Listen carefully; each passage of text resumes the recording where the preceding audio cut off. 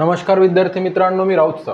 आपण आधी याच्या अगोदर व्याकरणाचे जवळपास 9 भाग आपण बघितलेले आहे आणि आता इथे आपण पाठ 10वा काय म्हणून सांगा कंटिन्यू करतो आहे. लक्षात घ्या, इथे भाग 10वा या ठिकाणी आपण बघत आहोत. लक्षात घ्या. आता हे पाहत असताना आपल्याला काय बघायचं आहे ते समजून घ्या. कालच्या तासामध्ये आपण व्यंजनांचे काय म्हणून सांगा प्रकार बघितलेले होते. तर आता त्याच्यानंतर उर्वरित व्यंजनांचे प्रकार आपण या ठिकाणी आता काय म्हणून सांगा बघणार आहोत. हे लक्षात घ्या. पहा, आता बघ, याच्या आधी आपण एकूण 9 भाग अपलोड केलेले आहे. त्याच्यानंतर आता आपण पाठ पाहतोय कितवा म्हणून, तर कितवा म्हणून सांगा 10वा असं लक्षात घेऊ. तर ज्या लोकांनी आधीचे 9 भाग बघितलेले नाही आहे त्यांनी कृपया पहिल्यांदा काय करा, इथे आधीचे 9 पाठ बघा, नंतर हा काय म्हणून सांगा भाग 10वा हा तुम्हाला बघता येईल किंवा तेव्हा तुम्हाला समजेल असं आपण लक्षात घेऊ. ठीक आहे, चला थोडंसं पुढे जाऊ. पुढचा पाठ आपण बघणं सुरू करू. पहा, उष्मे किंवा घर्षक याच्यावर आपलं बोलून झालेलं होतं. बरोबर आहे. उष्मे काय म्हटलं होतं सांगा, मुखावाटे जोरात उसासा बाहेर टाकताना. मुखावाटे जोरात उसासा बाहेर टाकताना. पहा, घर्षण होते म्हटलं. पहा, पहिल्यांदा काय होते, घर्षण. प्रथम घर्षण आणि घर्षण झाल्यामुळे काय सांगा उष्मा निर्माण होऊन ज्या वर्णांचा उच्चार होतो त्यांना उष्मे किंवा घर्षक असे म्हणतात. मराठीत उष्मे किंवा घर्षक किती आहे याचं उत्तर 3 द्यायचं. पहा, बाकीच्या वर्णांचे उच्चार हे नॉर्मल होतात, कॉमन होतात, सामान्य होतात. जसं प, ट, त, क, म, द, ब हे कसे आहे सांगा सामान्य उच्चार आहे. बरोबर आहे. पण आपण जेव्हा काय म्हणतो सांगा श श काय होतं सांगा घर्षण होते. श स यांचा उच्चार करत असताना आपल्या मुखावाटे वायू वर जातो, वरच्या दातांच्या कवळीला घासून काय सांगा बाहेर पडतो. घर्षणामुळे काय सांगा उष्मा निर्माण होतो, म्हणून यांना काय म्हणतात सांगा उष्मे किंवा घर्षक असं म्हणतात. किती आहे म्हटलं आपल्या मराठीत, उत्तर द्यायचं काय म्हणून सांगा एकूण 3 आहे असं लक्षात घ्यायचं. श श स ह्यांचा उच्चार करताना तोंडातून जोराने उसासा बाहेर टाकला जातो, त्यामुळे घर्षण निर्माण होऊन उष्णता निर्माण होते, म्हणून त्यांना उष्मे किंवा घर्षक असे म्हणतात. हे आपण कालही डिस्कस केलेलं होतं. ठीक आहे, चला पुढे जाऊ. महाप्राण व्यंजने. याच्या आधी आपण काय सांगा बोललेलो आहे, याच्या आधी काय बोललेलो आहे लक्षात घ्या. महाप्राण म्हणजे काय याच्यावर पहिल्यांदा डिस्कशन करू. हा, महाप्राण म्हणजे काय. तर आता इथे लक्ष द्या. महाप्राण, तर महाप्राण म्हणत असताना पहा पहिल्यांदा प्राण. प्राण म्हणजे इथे लक्षात ठेवा, प्राण म्हणजे काय होते सर, श्वास. पहा, इथे काय म्हणून सांगा प्राण एखाद्याचा गेला म्हणजे आपण असं गृहीत धरू की प्राण गेला. प्राण गेला म्हणजे काय झालं, श्वास बंद पडला. श्वास बंद पडला म्हणजे प्राण गेला. म्हणजे आपण केव्हा ठरवू एखादा व्यक्ती म्हणजे मेला असं केव्हा ठरवू, जर त्याचा काय सांगा श्वास बंद पडला. मागे एक्झाम्पल दिलं होतं पहा, तुम्हाला सांगितलं गावाकडे सगळेजण काय करतात, त्याच्या नाकासमोर सूत धरून बघतात म्हटलं होतं, आणि जर समजा सूतही हलत नसेल तर काय सांगा गेला असं गृहीत धरल्या जाते असं तुम्हाला सांगितलं होतं. बरोबर आहे. पण आता जो तुम्ही श्वास घेताय तो तुमचा जो आता श्वास सुरू आहे, आणि बरोबर आहे ना. मग आता मला सांगा आता जो श्वास सुरू आहे तो श्वास कसा आहे रे, तो सामान्य आहे. समजून घ्या, तो काय म्हणून सांगा सामान्य आहे. म्हणजे तुम्ही इतका मोठ्या प्रमाणात नाही घेताय ना, म्हणजे तुमचा श्वास असा बाजूच्याला ऐकू चालला का नाही, लक्षात घ्या. एकदम साधारण आहे. श्वास कसा आहे सांगा सामान्य आहे असं आपण गृहीत धरू. पण जर समजा आपण असं गृहीत धरू की तुम्ही फिरायला गेले कुठेतरी काय सांगा बाहेर जंगलात वगैरे तुम्ही काय सांगा फिरायला गेले, तुमच्या मागे काय सांगा वाघ लागला. हा सांगा आता परिस्थिती काय होईल ते लक्षात घ्या. तुमच्या मागे वाघ लागला आणि तुम्ही अंगाच्या ताकदीनं पळत आहे. वाघानं तुम्हाला चांगलं 5-7 किलोमीटर पळवलं. बरोबर आहे. तुम्ही काय म्हणून सांगा म्हणजे हुसेन बोल्टला सुद्धा मागे टाकेल बा, एवढ्या स्पीडनं पळत आहे. रस्त्यामध्ये दगड गोटे खाच खळगे कुंपण आलं त्यांच्यावरून तुम्ही तडातड काय सांगा उड्या मारून काय सांगा पळत आहे. तुम्हाला माहित आहे ना या रेसमध्ये जर समजा तो जिंकला तर आपली शेवटची रेस होईल म्हणून. अरे समजत आहे मी काय म्हणतो. म्हणून मग आता काय सुरू झालं, तुमचं हृदय जे हार्ट पूर्ण क्षमतेनं काय करत आहे सांगा पंपिंग करत आहे पूर्ण क्षमतेनं. बरोबर आहे.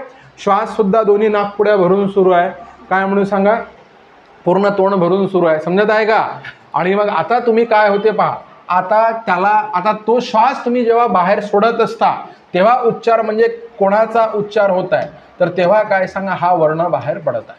काय होत आहे ह ह. अरे बरोबर आहे ना. तिथे ट ट प असं म्हणत आहो का आपण, नाही. मग तो मोठा श्वास महाप्राण प्राण म्हणजे कोण सांगा? श्वास. जसं राजा, महाराजा, राष्ट्र, महाराष्ट्र, देव, महादेव, तसं हे प्राण, महाप्राण. आणि त्यावेळेस उच्चार कोणाचा होतो? ह. ह या वर्णाचा उच्चार करताना फुफ्फुसातील हवा मुखातून जोराने बाहेर फेकली जाते. तेव्हा अशा वर्णास महाप्राण असे म्हणतात. तर आता कॉमन सुद्धा तुम्ही ह चा उच्चार जेव्हा करत असताना तेव्हा मला काय सांगायचं आहे की याचा संबंध आहे आपल्या फुफ्फुसाशी. बरोबर आहे. तर मग हे ह म्हणत असताना इकडे फिलिंग येते आपल्याला. लक्षात घ्या, ह म्हणत असताना फुफ्फुसा वाटे हवा काय सांगा? जोरात उसासा बाहेर टाकल्याप्रमाणे येत असते, म्हणून याला काय म्हणतात सांगा? महाप्राण असे म्हणतात. आणि ज्यांच्यामध्ये ह येतो, ज्या मराठी वर्णाच्या इंग्रजी स्पेलिंगमध्ये वर्ण कसा आहे सांगा? मराठी आहे. ज्या मराठी वर्णाच्या इंग्रजी स्पेलिंगमध्ये कोण येतो सर? यच येतो. त्या सर्वांना काय म्हणतात? तर त्या सर्वांना काय म्हणतात सांगा? महाप्राण असे म्हटल्या जाते. महाप्राण असे म्हणतात.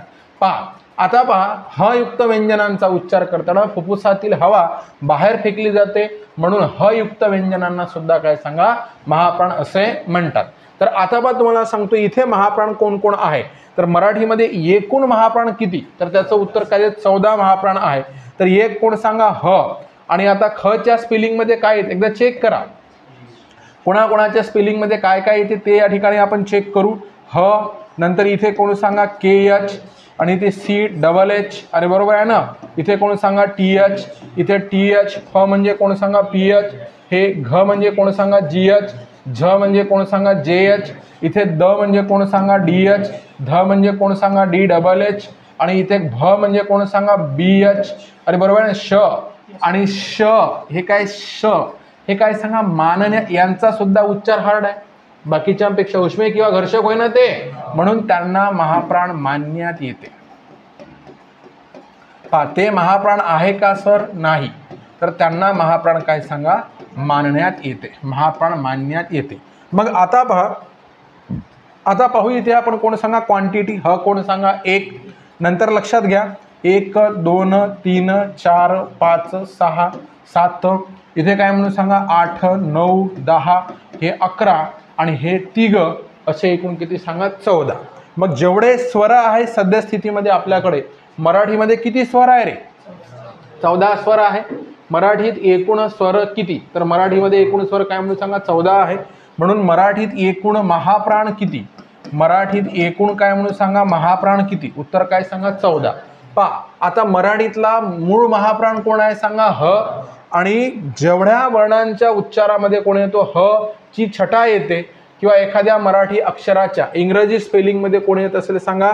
यच येत असेल तर त्याला आपण काय म्हणायचं सांगा? महाप्राण असे म्हटल्या जाते. असे आपण या ठिकाणी काय करायचं सांगा? लक्षात घ्यायचं. हे मला तुम्हाला सांगायचं आहे. चला थोडंसं पुढे जाऊ आणि पुन्हा एक काय करू सांगा? डिस्कशन करू. हे लक्षात घ्या. तर आता इथे मला काय सांगायचं आहे इथे समजून घ्या पहिल्यांदा. आता हे कोण होय माहिती आहे का? वर्गीय व्यंजन होय. लक्ष द्या रे नीट. हे वर्गीय व्यंजन. वर्गीय व्यंजन कोण सांगा? इथे क पासून सुरू होते. बरोबर आहे. इथे क ख पासून सुरू होईल. कोणापासून सांगा? क ख पासून. तर थांबेल कुठे सर? भम पाशी. मग याच्यातला हा कोणता सांगा? पहिला वर्ग. हा कोणता सांगा? दुसरा वर्ग. हा कोणता म्हणून सांगा? तिसरा वर्ग. हा कोणता सांगा? चौथा. आणि तिकडे कोण सांगा? पाचवा. तर असे एकूण किती वर्ग झालेले आहे? 5 वर्ग झालेले आहे. आणि 5 5 किती आहे सांगा? 25 आहे. मग या व्यंजनांना कोणती व्यंजने म्हणतात? तर हे लक्षात ठेवा. स्पर्श व्यंजने म्हणतात. ह्यांना काय सांगा? वर्गातील व्यंजने असे म्हणतात. ह्यांनाच काय रे? वर्गीय व्यंजने असे म्हणतात. किंवा ह्यांनाच काय सांगा? स्पृष्ट व्यंजने असे म्हणतात. कोणती व्यंजने सांगा? स्पृष्ट व्यंजने असं म्हटल्या जाते. ठीक आहे. तर आता मला काय सांगायचं आहे की याच्यापैकी आपल्याला कोण शोधायचे आहे? महाप्राण शोधायचे आहे. आपण एक महाप्राण शोधलेला आहे. तो कोण सांगा? ह. अरे बरोबर आहे. आणि ह ची स्पेलिंग काय येईल? यच. मग ज्या ज्या मराठी अक्षराच्या इंग्रजी स्पेलिंगमध्ये यांच्या स्पेलिंगमध्ये आपण स्वर नाही लिहिणार आहोत, कारण हे फक्त कोण होय? व्यंजन आहे. मग यांच्या स्पेलिंगमध्ये AEIOU हे लिहिणार आहोत का? नाही. तर हे फक्त कोण होय? कन्सोनंट्स. अक्षर होय का? नव्हे. हलंत लिहून आहे ना, मोडून लिहून आहे. दिसत आहे का? मग फक्त यांचं स्पेलिंग कोणामध्ये लिहिणार आहोत? आपण कन्सोनंटमध्येच लिहिणार आहोत, व्यंजनामध्येच लिहिणार आहोत. मग आता पहा क. इथे क म्हटल्याबरोबर काय होईल सांगा? के. हे च म्हटल्यावर सांगा पटापट CH. अरे बरोबर आहे ना? CH. ट म्हटल्यावर T. इथे काय सांगा त म्हटल्यावर टी, इथे कोण सांगा पी. आता ख म्हटल्यावर सांगा रे के एच, इथे काय सांगा सी डबल एच, बरोबर आहे. इथे कोण सांगा टी एच, इथे कोण सांगा टी एच, इथे कोण सांगा पी एच. समजत आहे ना प्रत्येकाला.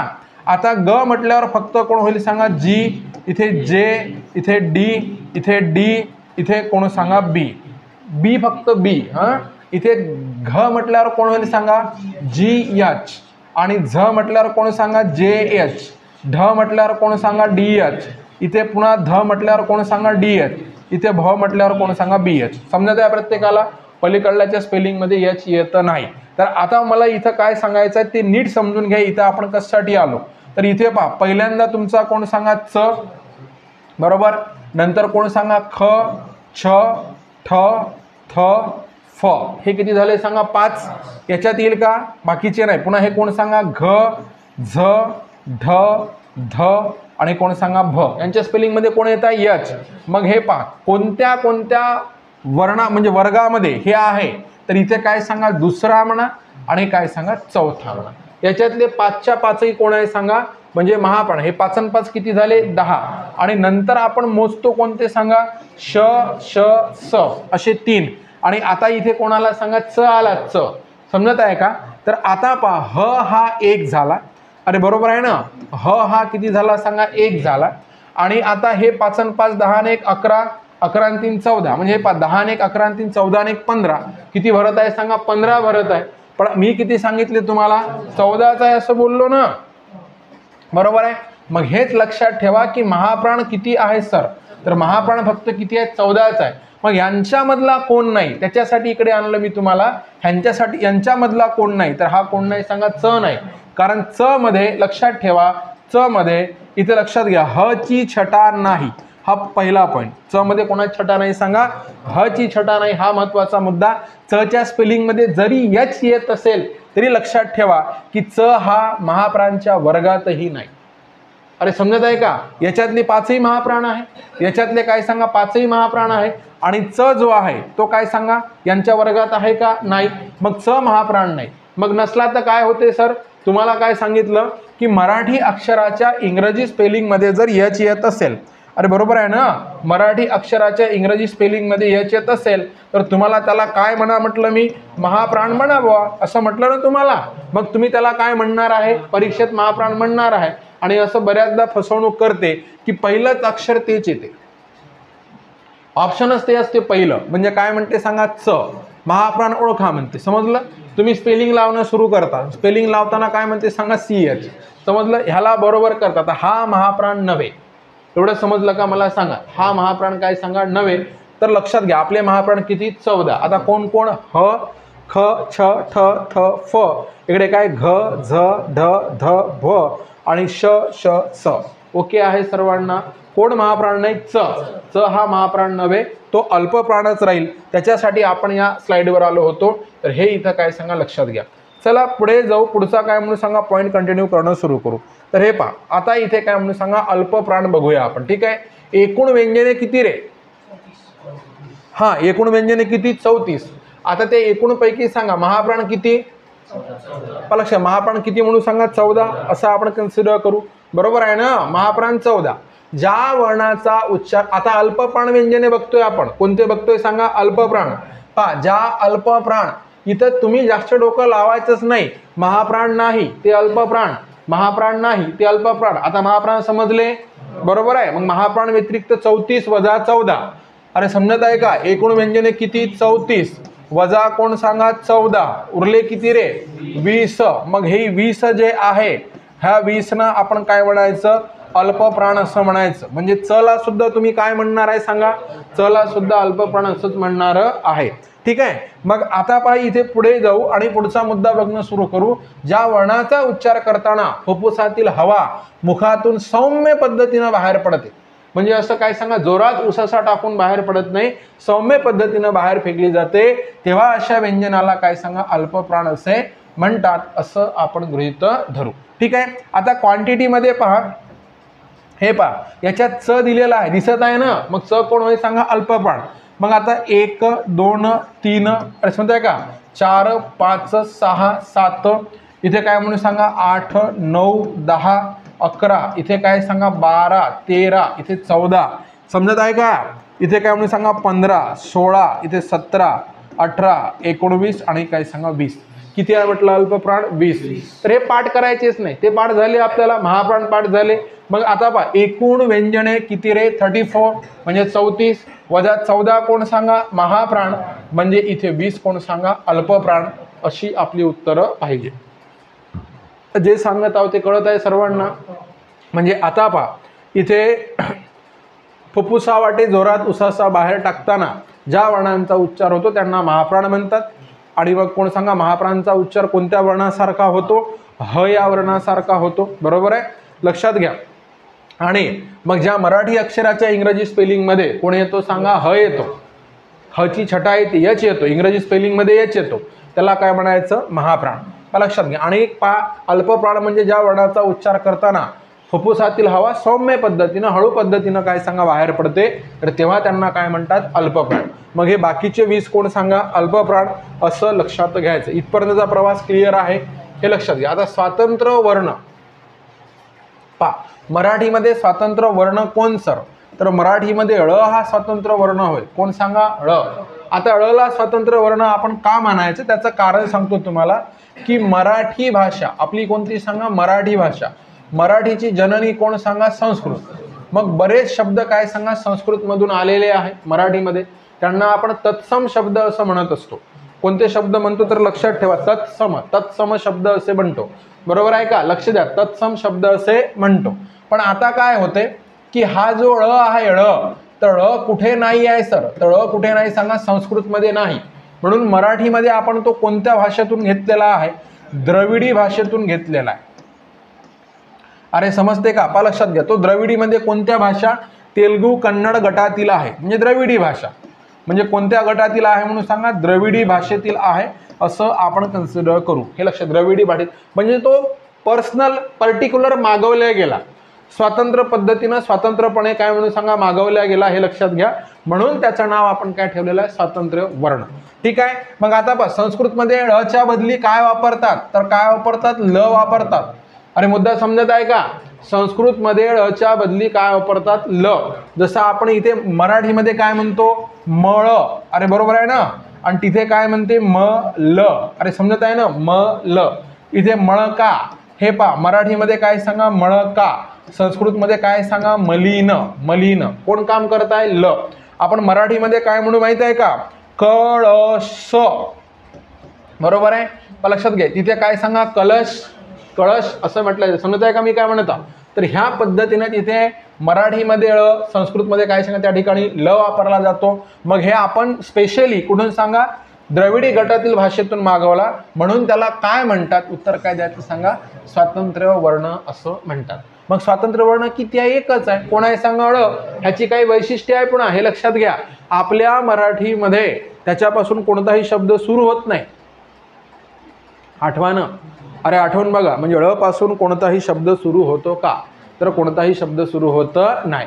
ळ पासून कोणता शब्द सुरू होत नाही. समजत आहे प्रत्येकाला? पहा ळ पासून कोणताही शब्द सुरू होत नाही. पहा ळ शब्दात कितव्या स्थानी येतो? तर पहिला तर मुद्दा असा आहे का पहिल्या स्थानी जनरल तो येतच नाही.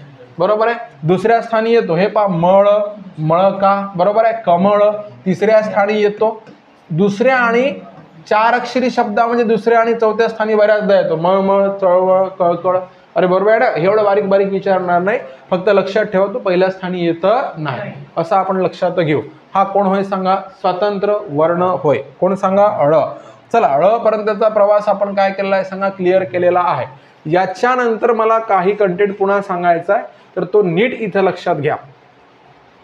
आपण स्पर्श व्यंजने पाहिली होती. बरोबर आहे. स्पर्श व्यंजने किती सांगा? एकूण आपण काय सांगा? 25 पाहिली होती. आठवते का रे? 25 पाहिली होती. तर आता तुम्हाला सांगतो इथे हे सगळी स्पर्शच व्यंजने आहे. हे बघा स्पर्श व्यंजने, स्पर्श व्यंजने, स्पर्श व्यंजने, स्पर्श व्यंजने. पण हे पा लक्षात घ्या, क वर्गातली व्यंजने आहे त्यांना कंठे स्पर्श व्यंजने असं म्हणतात. च वर्गातली व्यंजने त्यांना तालु स्पर्श व्यंजने असे म्हणतात. पा लक्षात घ्या. ट वर्गातली व्यंजने मूर्धा स्पर्श व्यंजने, त वर्गातली व्यंजने दंते स्पर्श व्यंजने, प वर्गातली व्यंजने काय सांगा, ओष्ठे स्पर्श व्यंजने. हा वेगळा कंटेंट आहे तुमच्यासाठी, हा हे लक्षात घ्या. इथे या कंटेंटवर फार आपण काय करू सांगा, वेळ नाही घालवू. कारण तुम्हाला सांगतो, मला तुम्हाला पहिल्यांदा उच्चार स्थानानुसार पडणारे प्रकार शिकवायचे आहे. म्हणजे कंठे, तालू, मूर्धा, दंते, ओष्ठे, कंठोष्ठे, दंतोष्ठे, कंठ तालव्ये. लक्षात घ्या, दंत तालव्य हे शिकवल्याच्या नंतर परत इकडे येऊ. समजत आहे मी काय म्हणत आहे? म्हणजे आता तुम्हाला काय माहित नाही मला सांगा, कंठे, तालू, मूर्धा, दंते, ओष्ठे नाही माहित ना, म्हणून आधी आपण काय करू सांगा, पुढे जाऊ आणि मग परत हे काय होते ते चुटकी सरशी समजेल. मात्र तुम्हाला हे समजणं जरुरी आहे. अरे बरोबर आहे ना, हा प्रकार समजणं बिलकुल करेक्ट जरुरी आहे. तसं सर पहा, इकडे कठोर व्यंजने, कठोर व्यंजने यांना काय म्हणतात सांगा, अघोष किंवा श्वास. बरोबर आहे, अघोष किंवा श्वास. किती आहे दादा मराठीमध्ये मला सांगा, 13.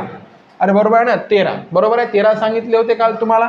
तर हे पहा, 1 2 3 4 5 6 7 8 9 10, इथे 11, इथे 12 आणि कोण सांगा 13. कोण आहे, क ख च छ ट ठ त थ प फ. बरोबर आहे, श श स. आठवते 13. बरोबर आहे. मग एकूण किती आपल्याकडे, 34 आहे म्हटलं. टोटल कन्सोनंट्स किती आहे आपल्याकडे, 34 आहे.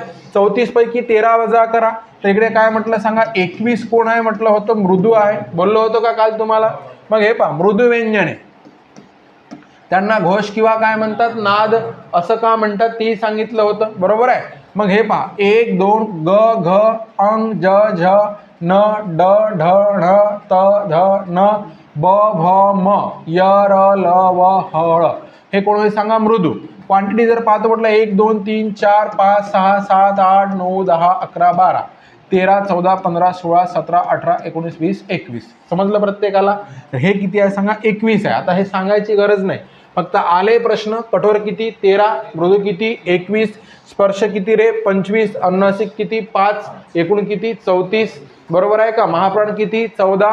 समजत आहे ना, महाप्राण किती, 14. अल्पप्राण किती, 20. जसं जसं विचारल्या जाईल तसं तसं छोटं छोटं उत्तर देता आलं पाहिजे, हे लक्षात घ्या. आता पहा, क वर्ग.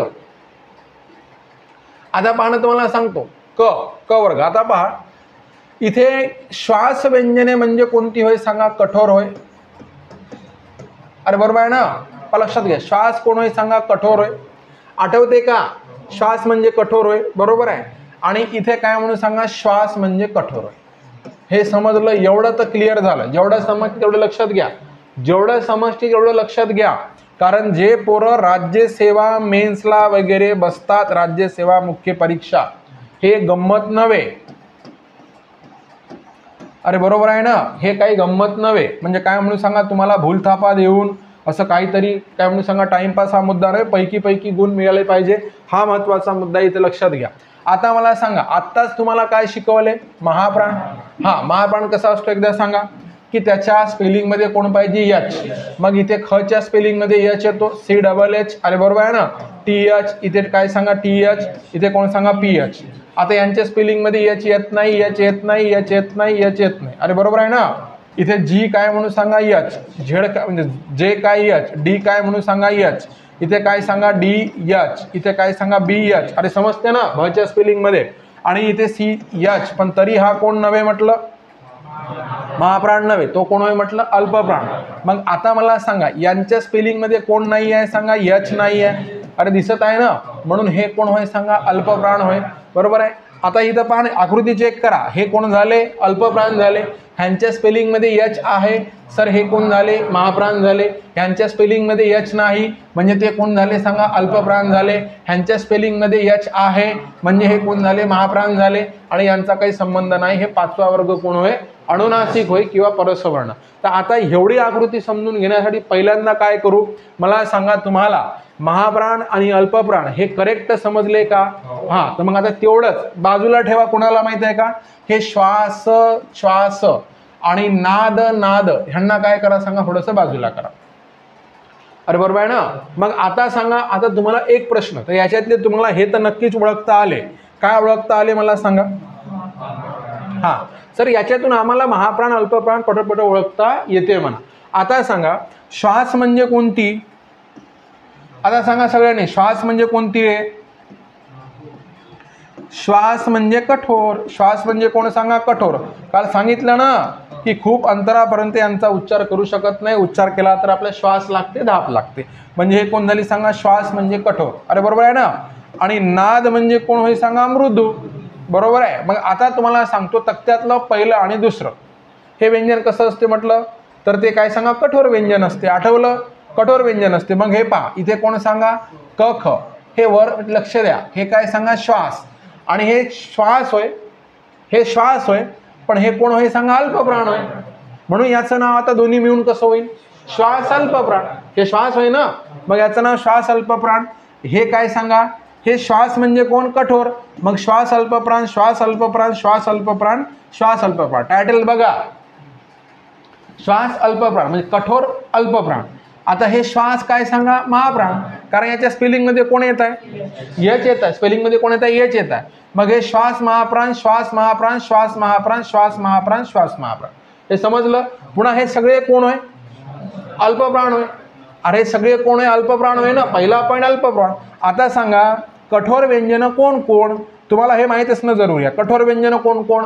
तक्त्यातलं पहिलं आणि दुसरं व्यंजन हे क ख ग ग मध्ये 1 2 1 2 क ख च छ ट ठ त थ प फ. हे कोण होय सांगा? कठोर होय. कठोर म्हणजे कोण सांगा? श्वास. अरे बरोबर आहे ना. मग आता इथे काय करू आपण हे लक्षात घ्या. इथे मृदू कोण रे? मृदू म्हणजे नाद. इथे काय सांगा? मृदू म्हणजे कोण सांगा? नाद. मग हे कितवं असते? तिसरं आणि चौथं हे मृदू असते. पण आता पाहणं याच्यामध्ये एक कोण आलं? अल्पप्राण आहे. ते अल्पप्राण महाप्राण दोघांना एकत्र करून जर प्रश्न विचारला तेव्हा इथे आन्सर करायची. अरे समजलं ना. महाप्राण तर करेक्टच आहे. बरोबर आहे. अल्पप्राण तर करेक्टच येते आपल्याला. पण त्याच्यात श्वास काय म्हणून सांगा? महाप्राण कोणता? मग श्वास महाप्राण म्हटल्याच्या नंतर कठोरला उचलायचं. अरे बरोबर आहे. मग हे श्वास महाप्राण म्हटल्याच्या नंतर हे दुसरा गट. श्वास अल्पप्राण म्हटल्याच्या नंतर काय सांगा? पहिला गट. समजत आहे मी काय म्हणत आहो? आता पहा हे नाद अल्पप्राण म्हणजे इथे कोण? नाद म्हणजे कोण सांगा? मृदू. मग ग ज ड द ब हे कोण झाले सांगा? नाद अल्पप्राण होईल असं गृहीत धरू. तर हे वेगळा कंटेंट असतो. जर समजा डोळ्यासमोरून नाही गेला तर येतं नाही. आता मी तुम्हाला इथे प्रश्न विचारतो. चला हा ब पहा इथे उदाहरण काय होईल तुम्हाला काय म्हणून सांगा? हे दोन वेगवेगळे ओळखायचं कशामध्ये? परीक्षेमध्ये. ब सांगा महाप्राण होय का अल्पप्राण होय? पटपट सांगा. जोरात सांगा ना रे. महाप्राण होय का अल्पप्राण होय? अल्पप्राण होय. मग हे अल्पप्राण फायनल झालं. हे पहा हा कोण होय सर? अल्पप्राण होय. चला आता हा कठोर होय का मृदू होय ते सांगा? मृदू होय. मग याचं उत्तर काय झालं? हे उत्तर कसं झालं? मृदू अल्पप्राण झालं. इथे मी काय म्हटलं सांगा? ख. चला महाप्राण होय का अल्पप्राण होय? पटकन सांगा. हा महाप्राण होय. हा कोण होय सांगा सर? ख. हा कोण होय तर? महाप्राण होय. कठोर होय का मृदू होय सांगा? कठोर होय. मग हा कोण झाला? कठोर महाप्राण. समजत आहे का? उत्तर देताना कसं द्यायचं आहे म्हणजे वेगवेगळं ओळखायचं. मग आता पहा इथे हे महाप्राण घ झ ढ ध भ पण कोणते सांगा? नाद म्हणजे मृदू महाप्राण. समजलं प्रत्येकाला? म्हणून त्याचं उत्तर कसं? तर आता हे तुम्हाला चार्ट लक्षात येत असेल की आपल्याला महाप्राणही कळलेला आहे आणि अल्पप्राणही कळलेला आहे आणि कठोरही कळलेला आहे आणि मृदू कळलेला आहे. मग आता तुम्हाला जर अशा प्रकारचे 4 ऑप्शन आले पहा प्रश्न नीट लक्ष द्या परीक्षेच्या अँगलनं. इथे पहा प्रश्न म्हणजे काय आलं हे लक्ष द्या. तुम्हाला करेक्ट येणं जरुरी आहे नाहीतर समस्या होते. हे पहा बाकीच्या विद्यार्थ्यापेक्षा मी तुम्हाला वेगळं कायम वेगळं ठेवण्याचा प्रयत्न करतो ते लक्षात घ्या. तर याच्यामध्ये पहा इथे आपण असं गृहीत धरू की इथे आलं क. प्रश्न होईल तो झाला प्रश्न आणि प्रश्न तो झाला. आता मी सांगतो तुम्हाला ऑप्शन. हे ऑप्शन क्रमांक 1 2 3 4. अरे बरोबर आहे. हे समजले ऑप्शन. म्हणजे प्रश्न काय राहील सर? परीक्षेत प्रश्न काय राहील? मग श्वास अल्पप्राण, हे श्वास महाप्राण, नाद अल्पप्राण, नाद महाप्राण पुस्तकात देऊनच नाही आहे म्हणा. बरोबर आहे. आणि आम्ही ऐकलंच नाही बाकीच्यांचा कार्यक्रम. आपला कार्यक्रम कसा सुरू करायचा? क हा पहिल्यांदा कोण होय तर आम्ही इथं उत्तर लिहितो काय सांगा? अल्पप्राण. अरे बरोबर आहे ना. आम्ही लिहिलं अल्पप्राण. आम्हाला समजते तेवढं कारण तो महाप्राण नव्हे तो अल्पप्राण झालं. क्लिअर? मग आता तुमचे कोण कोण कट झाले सांगा? हे महाप्राणवाले 2 तर कटले. आता तुम्ही फक्त त्याच्यामध्ये क श्वास आहे की नाद आहे तेच पाहायचं आहे. कठोर आहे की मृदू आहे? तो कसा आहे रे? कठोर आहे की मृदू आहे? कठोर आहे. कठोर आहे म्हणून काय होईल सांगा? श्वास अल्पप्राण. हे पहिलं उत्तर हे पहा क इथं आलेलं आहे. समजत आहे? क या ठिकाणी काय सांगा हजर झालेला आहे. आता बा हेच पर्याय असेच्या असे राहील आणि तुम्हाला पुन्हा जर समजा प्रश्न विचारला, प्रश्न काय विचारते ते लक्षात घ्या. प्रश्न आता पुन्हा इथे काय म्हटलं सांगा तुम्हाला, हे लक्ष द्या प्रत्येकानं. इथे काय म्हणून सांगा प म्हणा किंवा काय म्हणून सांगा इथे थ म्हणा, थव्याचा. अरे बरोबर आहे ना, थव्याचा. आता पाहत आणि पुन्हा ऑप्शन काय सांगा, हे वर देऊन आहे ते ऑप्शन 1 2 3 4 नंबर दिसत आहे का? 1 2 3 4 सांगा. थ महाप्राण होय की अल्पप्राण होय? महाप्राण. म्हणजे इथं तुमचं एवढं तर उत्तर पहिले फायनल झालं, महाप्राण होय म्हणून. बरोबर आहे. आता थ हे कठोर आहे का मृदू आहे? कठोर आहे. अरे थ कठोर आहे ना, पहिलं दुसरं कठोर असते. मग आता इथे काय होईल सांगा, श्वास महाप्राण. समजलं? त्याच्यानंतर इथे घेतो मी झ. सांगा महाप्राण होय का अल्पप्राण होय? झ झ झ महाप्राण होय ना, अल्पप्राण कसा रे? जे यच येईल ना, महाप्राण होईल ना तो महाप्राण. हा मग इथे कसं सांगा, महाप्राण. जागे राहत चला वर्ग. आता लक्षात घ्या, इथे कोण सांगा महाप्राण. आता झ हा मृदू आहे, लक्षात घ्या. मृदू आहे की कठोर आहे? मृदू आहे. म्हणून काय होईल सांगा इथे नाद महाप्राण. समजत आहे का प्रत्येकाला ना? उत्तर काढता येईल का परीक्षेत? म्हणजे इथे काय करत आहोत आपण मला सांगा, 2 ला एकत्र करू आन्सर करत आहोत. तर हे असं बऱ्याचदा म्हणजे तुम्हाला असं हे माहीत असणं जरुरी आहे की परीक्षा थोडीशी वर गेली की काय विचारते बा. तर हे अशा पद्धतीनं काय सांगा विचारलं जाते. क्लिअर आहे सर्वांना? हे क्लिअर झाले का? हे काय होय ते हे बा, श्वास अल्पप्राण श्वास महाप्राण, नाद अल्पप्राण नाद महाप्राण. समजलं प्रत्येकाला? असं पहा. घर्षण प्रकार हे दादा तुमच्यासाठी घेऊन आलोय नवे प्रकार. बरोबर आहे. हे सगळे काय सांगा नवे प्रकार होय. हे स्फोटक. घर्षण प्रकारामध्ये किती प्रकार? तर 5 प्रकार. हे तुम्हाला सांगतो, जेव्हा तुम्ही ऐकतच नाही अजिबात लक्षात घ्या, तेव्हा आपल्या परीक्षेमध्ये केस उभे होतात डोक्यावरचे. लक्षात घ्या, म्हणजे हे काऊनच होऊन राहिलं बा. लक्षात घ्या. आता उष्मे किंवा घर्षक हे तर तुम्हाला माहीतच आहे. जेवढे माहिती आहे एवढं फायनल करा ना रे. घर्षक. इथे घर्षण प्रकार म्हटला तर श स हे कोणी सांगा उष्मे किंवा घर्षक होय. समजत आहे मी काय म्हणत आहोत? आता पहा इथे अर्धस्वर याच्या घर्षण प्रकारानुसार अर्धस्वर काय सांगा य व. एवढंच. यर लव असे 4 म्हटले का? नाही. तर हे लक्षात घ्या. असा प्रश्न जर बाकीच्यांसाठी आला, इकडे 5 जोड्या लावा म्हटलं तर आपला कार्यक्रम काय सांगा संपतो. हे लक्षात घ्या. आता स्फोटक म्हणजे लक्षात घ्या, तर इथे तुम्हाला सांगतो मुद्दा कसा आहे हे लक्ष द्या. आता एक गोष्ट लक्षात घ्या, जेव्हा एखादी गोष्ट आपटली जाते, अरे समजते ना, एखादा काय सांगा तुम्ही काय म्हणून सांगा लाडू आहे रव्याचा, काय झालं खाली आपटा, काय होते? फुटेल ना तो, मग तो स्फोटक. समजत आहे? एखाद्या युरेनियमचा एवढा गोळा घ्या आणि आपल्या घराच्या अंगणात आपटा. बरोबर आहे? काय होते? तुमचा गाव वेळ पडल्यास 200-300 किलोमीटरचा आजूबाजूचा एरिया गायब होऊन जाईल. पाहता त्याला काय म्हणून सांगा स्फोटक म्हणून. बरोबर आहे? मग इथे पहा स्फोटक क क क क म्हणताना काय सांगा कंप पावताय ना जीभ. पहा क ट ट लागून राहिलं. पहा लक्षात घ्या. इथे पहा क ट त प ग ड द ब. आता बा हे सर्वच्या सर्व आपण कसे कन्सिडर करू सांगा स्फोटक आहे. अर्धस्फोटक म्हणजे तेवढे नाही. आता हे तुम्हाला पाठ करावं लागते, लक्षात ठेवा. अर्धस्फोटक मग ख च छ काय म्हणून सांगा इथे ट थ म्हणजे हे इथे लक्ष द्या. अरे समजत आहे का? हा कशामध्ये मोडतो? दोन्हीमध्ये मोडतो. कोण? स्फोटकही मध्ये मोडतो आणि अर्धस्फोटक मध्ये. नंतर कोण सांगा थ फ ज झ ढ ध. लक्षात घ्या. आणि घर्षक म्हणजे कोण कोण सांगा? हे तर पाठ आहे म्हणा आम्हाला. समजलं? द्रव मध्ये कोण कोण? र ल ळ र ल ळ. आणि अर्धस्वर मध्ये फक्त य आणि व एवढेच मिळतं. आता इथे काय होतं, याच्यावर जर प्रश्न विचारला तर इकडे काय करतं, हे 4 जोड्या देतं. हे इकडे काय म्हणून सांगा 4 नावं, इकडे 4 नावं. इथं पहिल्यांदा लक्षात ठेवायचं की घर्षक आम्हाला 100% पाठ आहे. अरे बरोबर आहे ना? मग स श श असं उत्तर हे लावून टाकायची पहिले. आणि मग जर समजा तीच जर बरोबर असली तर तुमचा विषय जमला, नाहीतर मग पाठ करायचं. समजत आहे मी काय म्हणत आहो? पहा. तर हे म्हणजे कसा प्रश्न माहिती आहे का? अटीतटीचा प्रश्न. येत्या लक्षात तुमच्या बाकीच्यापेक्षा, म्हणजे बाकीच्याचे 99 बरोबर आलं, एकच चुकला म्हणते ना, ते बरोबर आणायचं असेल तर काय सांगा हे पाठ करायचं. समजलं? मग स्फोटक कोण कोण आहे या ठिकाणी? क ट त प ग ड द ब. ठीक आहे. अर्धस्फोटक कोण कोण? ख च छ ट थ फ झ झ ढ ध. घर्षक पाठ आहे सर म्हणा. स श श. द्रव र ल ळ. अर्धस्वर य व असं आपण कन्सिडर कुठे लक्षात घ्या. तर हे इथपर्यंत आपण काय सांगा, वर्णांची उच्चार स्थाने म्हणजे स्पर्शानुसार पडणारे प्रकार, कालावधीनुसार पडणारे प्रकार. समजत आहे का मी काय म्हणतो. तर हे सगळे प्रकार आपण अभ्यासले, बरोबर आहे. आता तुम्हाला असं वाटत असेल की इथं कोण तोंड फाडून आहे, पहा लक्षात घ्या. तर हे आता उच्चार स्थानानुसार आता तुम्हाला एक गोष्ट शिकायला मिळेल आणि त्याच्यानुसार जर समजा तुम्ही उच्चार जर करत असाल आणि जर समजा तुम्ही आकाशवाणी केंद्रावर जर गेले काय की मला काय व्हायचं आहे, उद्घोषक व्हायचं आहे. अरे समजते ना, उद्घोषक व्हायचं आहे. आता मराठी आपण बोलतो.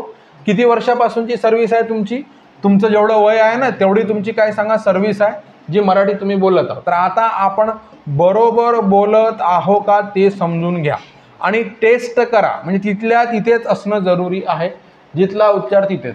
वर्णांचे आतापर्यंत आपण काय पाहिलं होतं माहीत आहे का, स्पर्श होतो की नाही. समजा स्पर्श न होता उच्चार झाला त्याला स्वर म्हटलं, आठवते ना. स्पर्श होऊन उच्चार झाला त्याला व्यंजन म्हटलं. सिंपल. स्पर्श न होता उच्चार झाला त्या ठिकाणी आपण काय बोललो रे, स्वर असं बोललो. आणि स्पर्श का लक्षात घ्या, होऊन उच्चार झाला तर व्यंजन असं बोललो. पण आता इथं तुम्हाला बोलायचं आहे, इथे तुम्हाला बोलायचं आहे. मग सर म्हणा बोलायचं म्हणजे काय करायचं आहे, प्रोनाऊन्स करायचं आहे, शब्द आपले एक्सप्रेस करायचे आहे. कारण तुम्हाला कसं कळेल की आपण जो उच्चार करत आहोत तो बरोबर आहे किंवा नाही. अरे समजत आहे ना, तुम्हाला कधी कळणार आहे की आपण जो उच्चार करत आहोत तो बरोबर आहे किंवा नाही. तर ते कशावरून कळणार आहे मला सांगा, की ते आपण उच्चार केला तेव्हाच कळणार आहे. समजत आहे. मग आता पहा हे कशानुसार पडणारे प्रकार आहे, उच्चार स्थानानुसार.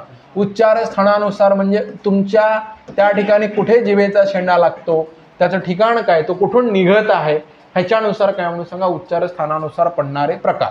ठीक आहे. मग आता तुम्हाला सांगतो त्या ठिकाणाची नावे त्यांना दिली जाते. समजा ओठांचा एकमेकांना स्पर्श होऊन जर उच्चार होत असेल त्यांचं नाव ओष्ठे. दातांना जिभेचा शेंडा लागून जर स्पर्श होत असेल त्याचं नाव दंत्य. दंत्य समजलं, म्हणजे एकदम सिंपल असते.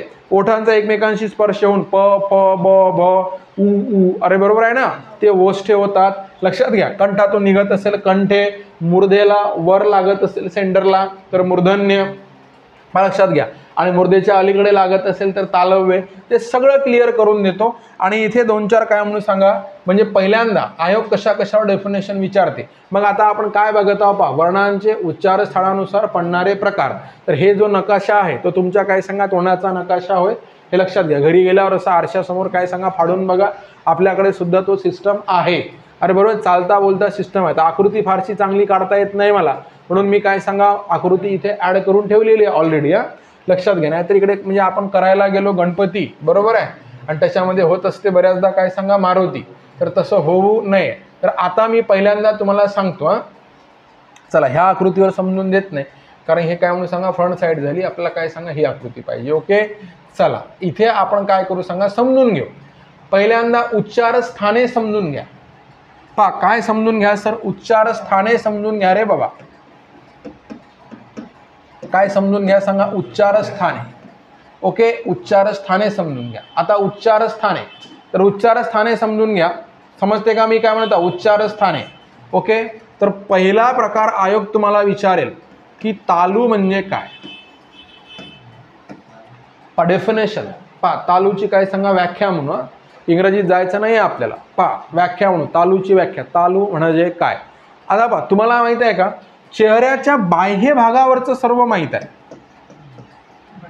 हा हे समजून घ्या ना, बाह्य भागावर तुम्ही तुमच्या चेहऱ्यावर कुठेही बोट ठेवा. अरे समजत आहे, मी म्हटलं हे काय होय, कपाळ होय, बरोबर आहे. हे काय होय, अरे बरोबर आहे. तुम्ही काय म्हणता, गाल होय, बरोबर आहे. मुखाच्या आतमधलं काय माहित आहे, माहित आहे, फक्त 2च गोष्टी माहित आहे. एक दात माहित आहे, जीभ माहित आहे. समजलं का. आता याच्या व्यतिरिक्त तुम्हाला कोणत्या एरियाला काय म्हणतात सर ते नाही माहित. अरे बरोबर बोलत आहो ना, बाहेरचं सगळं माहिती आहे. भुवया, कान, नाक, डोळे, अरे समजत आहे ना. हे कान होय, कपाळ होय, गाल होय, केस होय, समजत आहे का. हे सगळं बाहेरचं माहित आहे. आतमधलं काय काय माहित आहे, बस दाता आणि जीभ. याच्या व्यतिरिक्त पुन्हा कोणाला काय माहित आहे, अरे पुन्हा काय माहित आहे सांगा ना. याच्या व्यतिरिक्त पडजीभ माहित आहे, जास्तीत जास्त काय सांगा पडजीभ.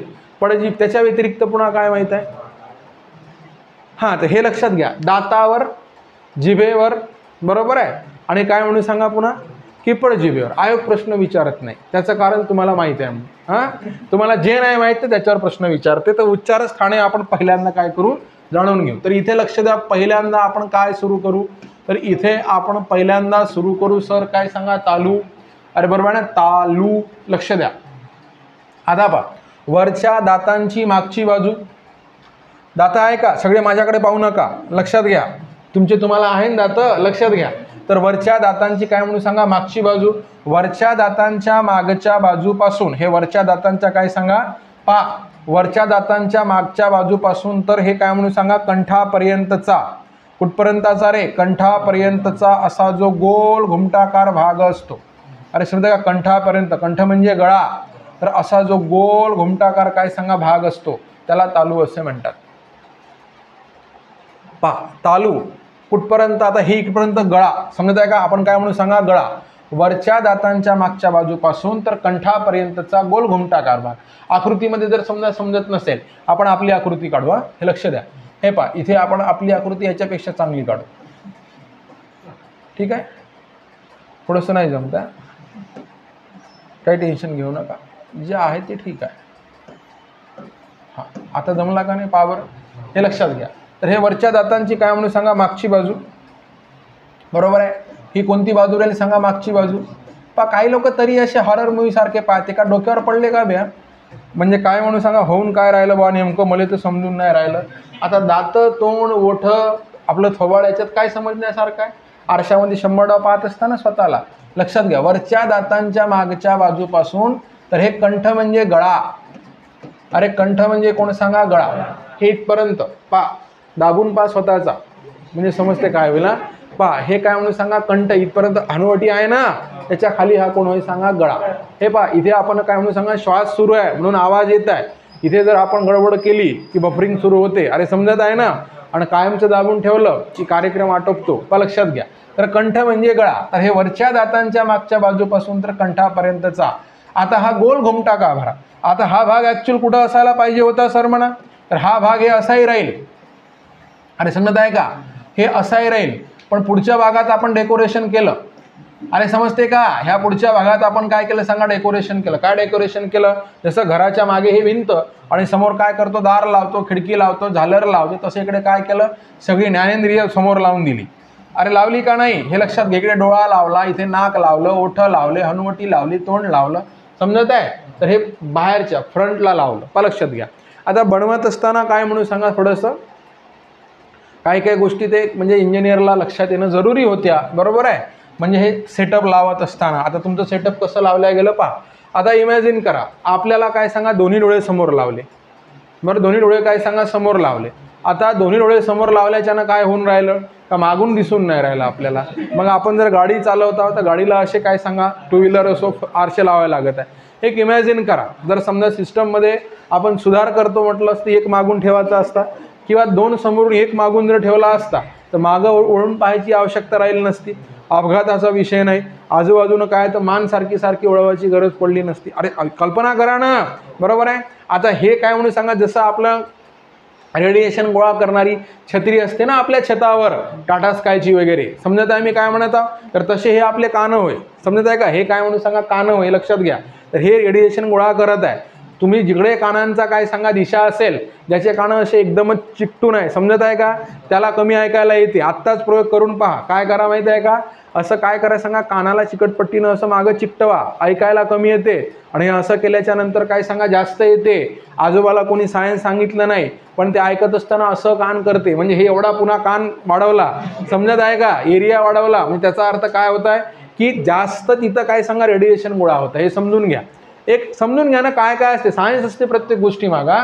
आता लक्षात घ्या, जर समजा कान इथून कापून टाकला तर हे काय म्हणून सांगा, रेडिएशन गोळा न केल्याच्यानं ते कानात वायू जाणार, म्हणजे काय सांगा, हवा जाणार नाही, ऐकायला येणार नाही. तर हे पहा, तर असे दोन्ही. आता लक्षात घ्या, एक कान जर समजा उलटा लावला असता, पुन्हा काय मजा आली असती पहा, म्हणजे जेवढं समोरून ऐकायला आलं असतं तेवढंच मागूनही ऐकायला आलं असतं.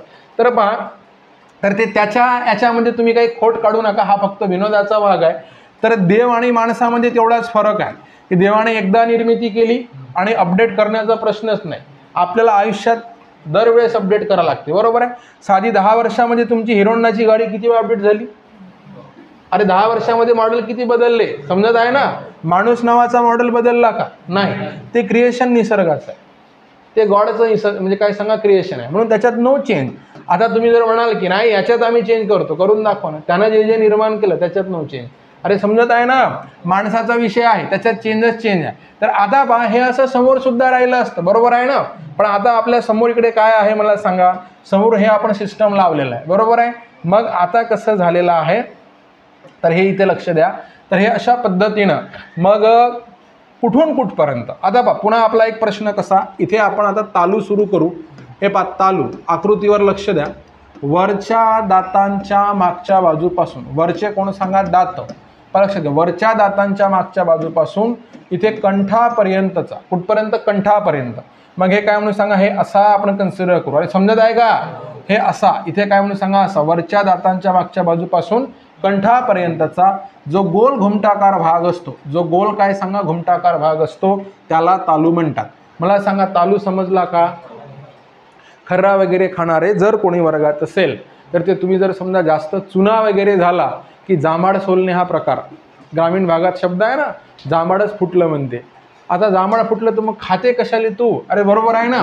तर पहा, तर हा वरचा जो भाग आहे, आता पहा छत्रीसारखा आहे ना, छत्रीसारखा. पहा छत्रीसारखा तुम्ही जर समजा असं जास्त तोंड फाडून पाहिलं आरशामध्ये तर असा गोल दिसते. अरे बरोबर आहे ना, छत्रीसारखा.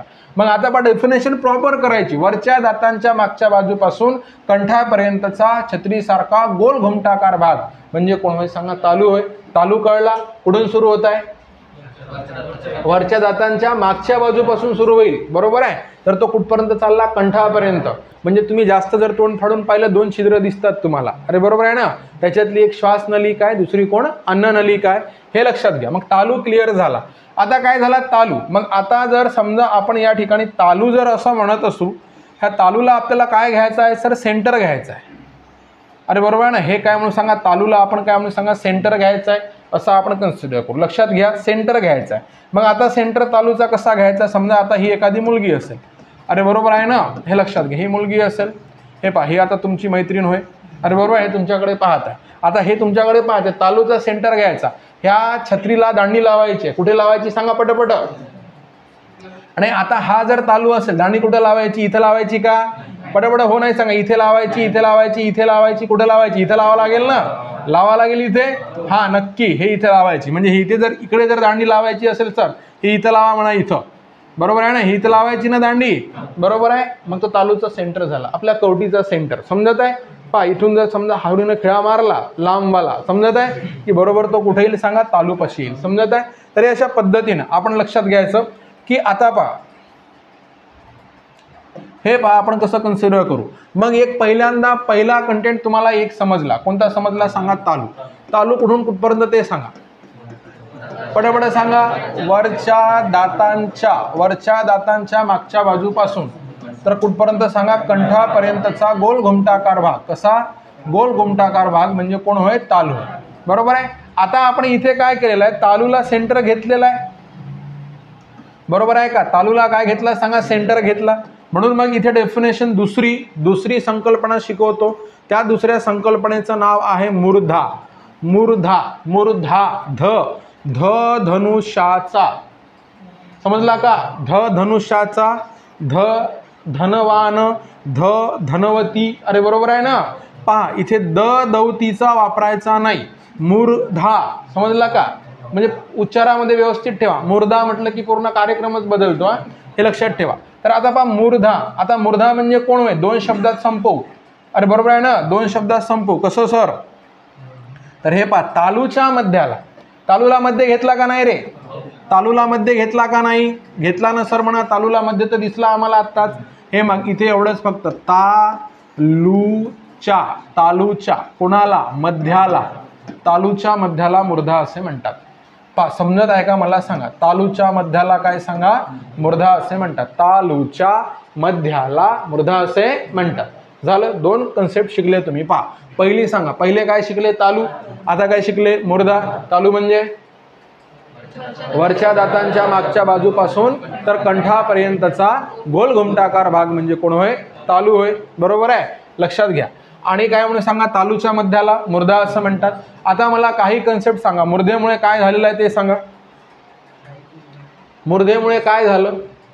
नाही बिंदास सांगा ना, काही प्रॉब्लेम नाही, समजत आहे तुम्हाला. हा तालूचे 2 पाठ झाले सर, मग एवढं सांगायला काय म्हणून सांगा, एवढे वेळा विचारा लागते का?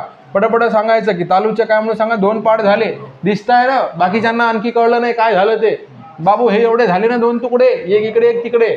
पहिला तुकडा कुठून कुठपर्यंत सांगा रे? हा, इथूनच सुरू आहे, वरच्या दाताच्या मागच्या बाजूपासून. आता ह्या कोण होय? मूर्धा होय. लक्षात घ्या. मग इथे तुम्हाला सांगतो तालूचे 2 पाठ, ते पाठ सांगा पहिल्यांदा. कोणाचे होय? तालूचे. मग आता 2 भाग झाले, बरोबर आहे. मग पहिले एकच भाग होता तो पूर्ण तालू. आता एका घराचे 2 झाले, मग श्याम्याचं घर राम्याचं घर, पण घर कायमच राहील, तालू कायम राहील, म्हणून त्यांची 2 नावं झाली. जो पहिला तालू होईल ना त्याचं नाव होते कठोर तालू. त्याचं नाव काय सांगा? कठोर तालू. कुठून कुठपर्यंत सांगा पटापटा पटापटा.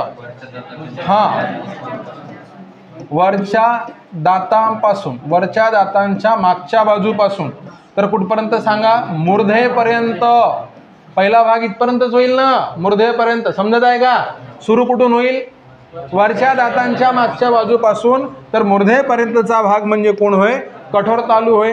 दुसरा पाठ सांगून द्या सर म्हणा, पाठ 4था, त्याला आपण काय म्हणू सांगा? कोमल तालू. कोणता रे? कोमल तालू. कुठून कुठपर्यंत होईल सांगा पटापट पटापट. पाठच झाला, मूर्धेपासून कंठापर्यंत. हे समजलं का? मूर्धेपासून तर कंठापर्यंत. कारण आपला तालू डायरेक्ट कुठून कुठपर्यंत होता? हा, वरच्या. आता समजून घ्या ना, वर जाऊ आपण. हे पहा, वरच्या दातांच्या मागच्या बाजूपासून कंठापर्यंतचा जो भाग असतो त्याला तालू असे म्हणतात. पण याच्या सेंटरला कोण आला सर? ह्या ठिकाणी कोण आला? मूर्धा आला. मग हा कोण होय? तर हा कोण होय सांगा? मूर्धा होय. बरोबर आहे. मग हे जर मूर्धा असेल तर आपण काय करू आता? वरच्या दातांच्या मागच्या बाजूपासून मूर्धेपर्यंत. पहा, लक्ष द्या, वरच्या दातांच्या मागच्या बाजूपासून मूर्धेपर्यंत कोण होईल सांगा? कठोर तालू. समजलं का? आणि मूर्धेपासून तर हे कंठापर्यंत कोण रे? कोमल तालू होय. कोणता तालू होय सांगा? कोमल तालू होय. क्लिअर झालं का सांगा? मी तुम्हाला 4 गोष्टी शिकवल्या, तर या 4 कन्सेप्टमध्ये समस्या नसावी असं मला वाटते. चला आता हे आतमधला कार्यक्रम होय, समजला ना? बाहेरचा आपल्याला माहित आहे, बाहेरचा कोण शिकवण सर? बाहेरचा ऑलरेडी माहित आहे. ठीक आहे, चला तालू कुठून कुठपर्यंत? वरच्या दातांच्या मागच्या बाजूपासून. नाही, आता जर संकल्पना समजली असेल तर काय करायचं? एकदम बढिया पुस्तकात जसं असते ना रायटर सारखं मांडायचं तिला.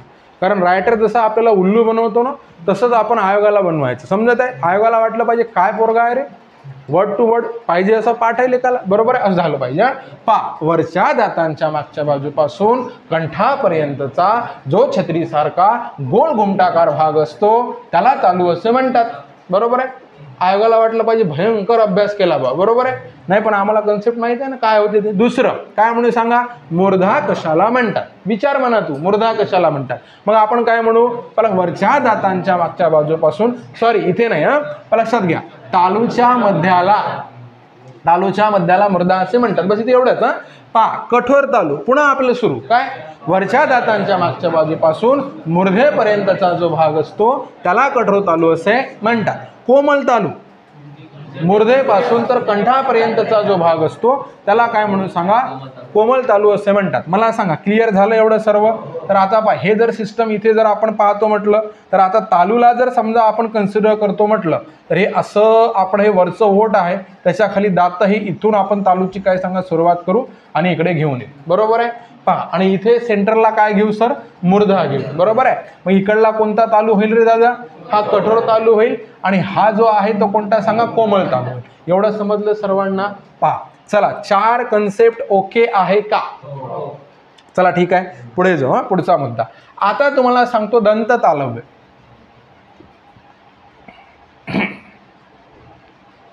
आता काय? तर आता पहा दंत तालव्य. हे पहा,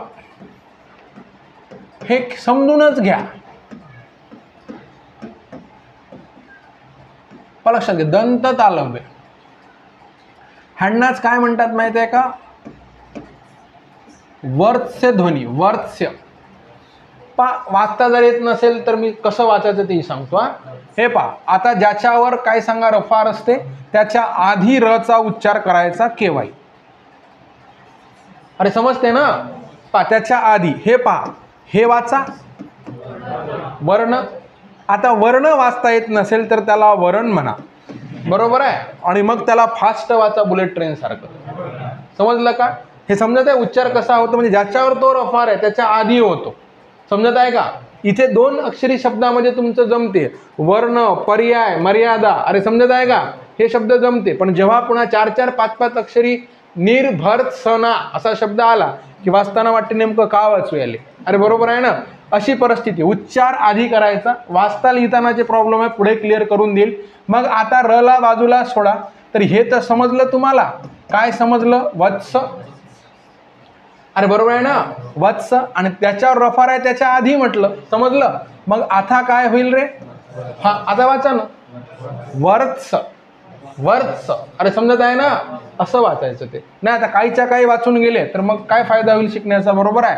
मग आता त्याला दंत तालव्य म्हणा किंवा काय म्हणा सांगा, वर्सचे ध्वनी असं आपण, वर्सचे ध्वनी. तर हे काय असते ते समजून घ्या पहिल्यांदा. एक सिंपल गोष्ट. आता लहान लेकराच्या हिरड्या आहे, लहान लेकराच्या हिरड्या, लहान बाळ आहे, लहान बाळ, बरोबर आहे. त्याला तुम्ही चिडवलं, डिवचलं, बरोबर आहे.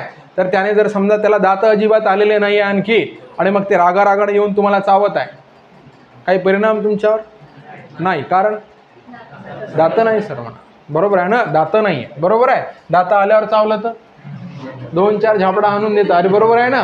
तर हे लक्षात घ्या. आता काय म्हणून सांगा, सध्या दात नाही. मग दात नाही तेव्हा त्याच्या हिरड्या कशा आहे ते सांगा. दात नाही, हिरड्या कोमल आहे, गुळगुळीत आहे, सॉफ्ट आहे ना? पा तर आता लक्षात घ्या. पण दात आल्याच्या नंतर काय होते की हे दात जसे हिरड्यामध्ये जातात, ऐका, हे दात जशी काय सांगा हिरड्यामध्ये जातात. हे दात जशी कुठे जातात रे? हिरड्यामध्ये जातात. हे जिथपर्यंत दातांची मुळं गेलेली असतात ना, ऐका, आता दाता आहे सर्वांना, ह्या वयात असणं जरुरी आहे. लक्षात घ्या. आता जर पडले असन तर मग कार्यक्रम आटपला. हे पहा, तर इथे काय म्हणून सांगा, हे जिथपर्यंत दातांची मुळं जातात तर तिथपर्यंतचा भाग काय म्हणून सांगा खडबडीत असतो. पहा कन्सेप्ट पहा. म्हणजे लहानपणी हिरड्या तुमच्या कशा असतात? सॉफ्ट असतात, बरोबर आहे. पहा घरी जाऊन असेल तुमचं लहानपणी, त्याला चेक करून बघा, सॉफ्ट असतात. ठीक आहे, आता तुम्ही चेक करून फायदा नाही, आपला कार्यक्रम काळ निघून गेला. समजत आहे मी काय म्हणतो? पहा, तर ते सॉफ्ट असतात. त्याच्यानंतर दात येतात. जशी जशी दातांची मुळं आतमध्ये जातात तर तेवढा भाग कसा होतो सण म्हणा? खडबडीत होतो. अरे होतो का? होतो ना, तेवढा भाग काय सांगा खडबडीत होतो. आणि मग त्याच्या वरचा भाग पुन्हा सॉफ्ट असतो. अरे समजते का? आता हे चेक करा, हे आपल्या तोंडामध्ये जीभ फिरवून चेक करा. पा कष्ट घ्या तेवढं, म्हणजे जिथपर्यंत काय म्हणून सांगा आपलं काय सांगा हे गेलेलं आहे मुळं कशाची? दातांची. त्याच्यावरचा भाग काय सांगा सॉफ्ट आहे, खड्डा आहे वरतं, खाली तसंच आहे. अरे बरोबर आहे ना? मग आता पहा, याला दुसरंही एक नाव आहे, जिथपर्यंत मुळं गेलेली आहे तेवढ्या भागाला हिरड्या म्हणतो, बरोबर आहे. मग दंत तालव्य किंवा वर्त्से म्हणजे काय होते? म्हणजे हा आपल्या मुखातला कोणता पार्ट होईल सर? तर इकडे फक्त एवढंच लक्षात ठेवायचं की इथे लक्षात ठेवायचं हिरड्यांचा इथे काय सांगा खडबडीत भाग. समजत आहे प्रत्येकाला? आता हे तर क्लिअर झालं सर म्हणा की दंत तालव्य म्हणजे दंत, दंत तालव्य, दंत, दंत. मग तिथे काय होते जेव्हा तुम्ही काही वर्णांचा उच्चार करता ते कोण कोण आहे? तर हे च, छ, ज, झ. तर यांचा उच्चार तुम्ही अने करायचा आहे. अने काय होते? जीभ अशी जाऊन रेटते त्याला. कुणाला माहित आहे? हिरड्यांच्या खडबडीत भागाला रेटते. पा आता उच्चार कसा करायचा तुम्हाला सांगतो. चला, चमचा, चमचा, चमचा म्हणू नका. हा, आणि चमचा पुन्हा म्हणूही नका घरी. हा, चमचा म्हणजे ते दोनच्या मध्यस्थी करणार आहोत, म्हणजे आपण त्याचं नाव ठेवलं, हे लक्षात घ्या. चमचा काय? चमचा, च, च, च. अरे समजा काय च कुठं कुठं जिभे शेंडा कुठं लागत आहे सांगा? जिभेचा शेंडा कुठं लागत आहे? लागत आहे का इथे जाऊन टच होऊन राहिला? तर तिथे जर लागत असेल तर उच्चार बरोबर होत आहे. अरे समजला का? तिथे लागत असेल तर उच्चार बरोबर होत आहे. नसेल लागत, फडके चांगला डॉक्टर आहे. अरे बरोबर आहे ना? बरोबर सेटअप लावून घ्या. लक्षात घ्या, इथे काय चमचा, ज हा ज, ज अ कसा अ, ज हा ज. समजत आहे? पहा, ज हा ज. तर आता पहा, हे च छ ज झ आहे. समजत आहे का? झगमगाट नाही, झगमगाट, झगमगाट म्हणजे काय सांगा? अ. हे होय दंत तालव्य हे होय कोणते ध्वनी? वरचे ध्वनी. हिरड्यांचा खडबडीत भाग त्याला काय म्हणतात? दंत तालव्य किंवा त्याला काय सांगा? वरचे असे म्हटल्या जाते. हे लक्षात घ्या. मग इथे आपण असं कन्सिडर करू ह्या ठिकाणी की हे आता तुम्हाला काही प्रॉब्लेम उरला नाही असं आपण गृहीत धरू. आता आपण 5 कंटेंट शिकलेलो आहे सर म्हणा. कोणकोणते 5 कंटेंट मला सांगा पटपट. हां, तालू म्हणजे काय? वरच्या दातांच्या मागच्या बाजूपासून कंठापर्यंतचा गोल घुमटाकार छत्रीसारखा भाग म्हणजे तालू होय. मुर्दा म्हणजे वरच्या दातांच्या तालूच्या मध्याला मुर्दा असे म्हणतात. हां, कठोर तालू म्हणजे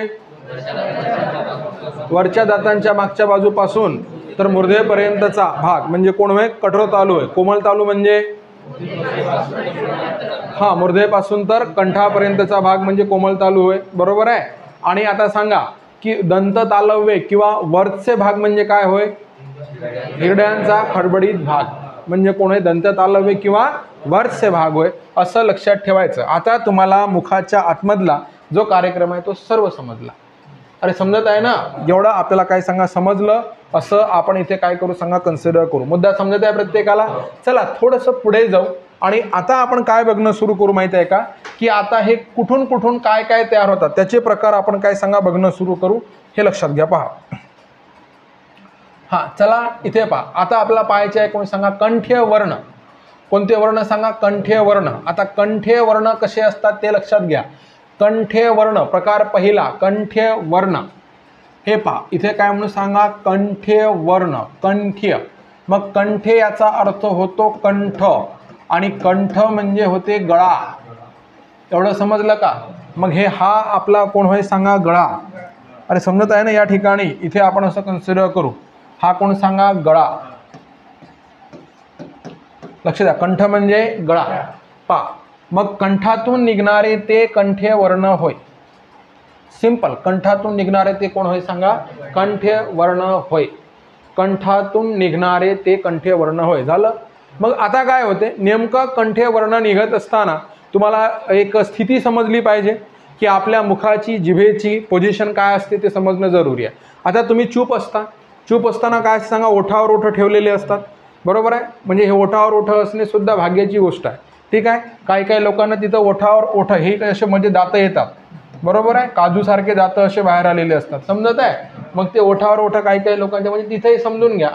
आता तुम्हाला म्हणजे असं वाटत असेल की माझ्याकडे काय आहे बा? काहीच नाही माझ्याकडे असं वाटत असताना आपल्याकडली प्रॉपर्टी काय म्हणून सांगा? चेक करा. तुम्ही स्वतः म्हणजे खूप मोठी प्रॉपर्टी आहे हे लक्षात घ्या.